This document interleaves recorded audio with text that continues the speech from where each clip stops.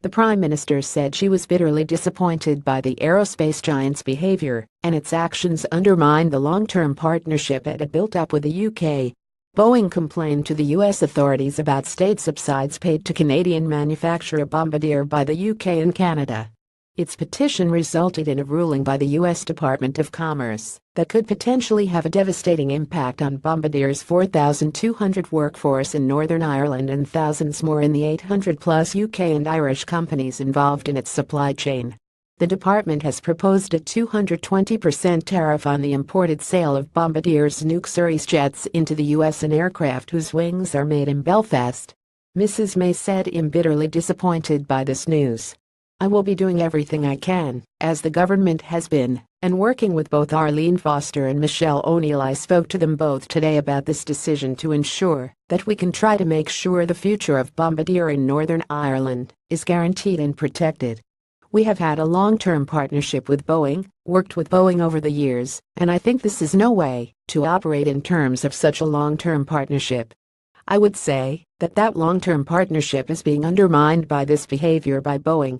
The U.S. International Trade Commission will decide in February whether to uphold or reject the proposed tariff.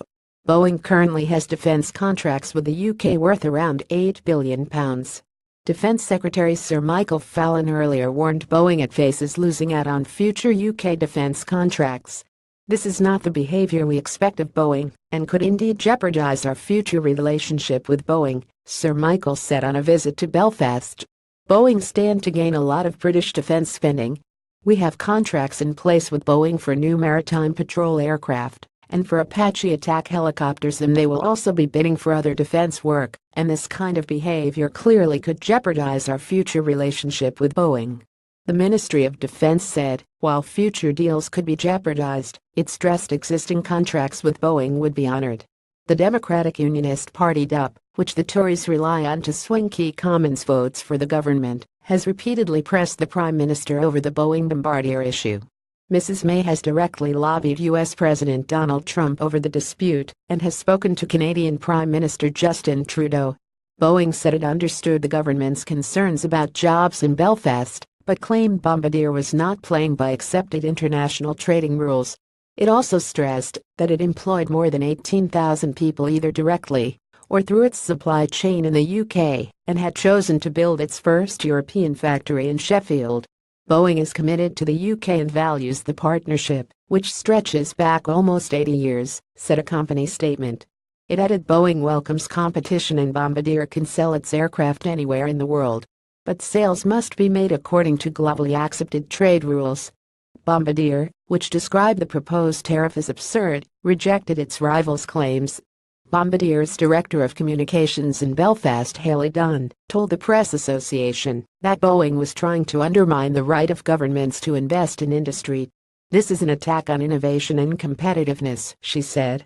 "This is questioning the way that the Canadian government and the UK government have chosen to fund and develop their aerospace and innovation sectors." The grounds for Boeing's complaint focused on a £135 million investment by Northern Ireland's Power Sharing Administration and the UK government to establish the series manufacturing site in Belfast. It also cited the $1 billion Bombardier received from the Canadian provincial government in Quebec in 2015, when its fortunes appeared to be ailing. The future of the series jets appeared secure after Bombardier signed a $5.6 billion £4.16 billion deal in 2016 to provide the aircraft.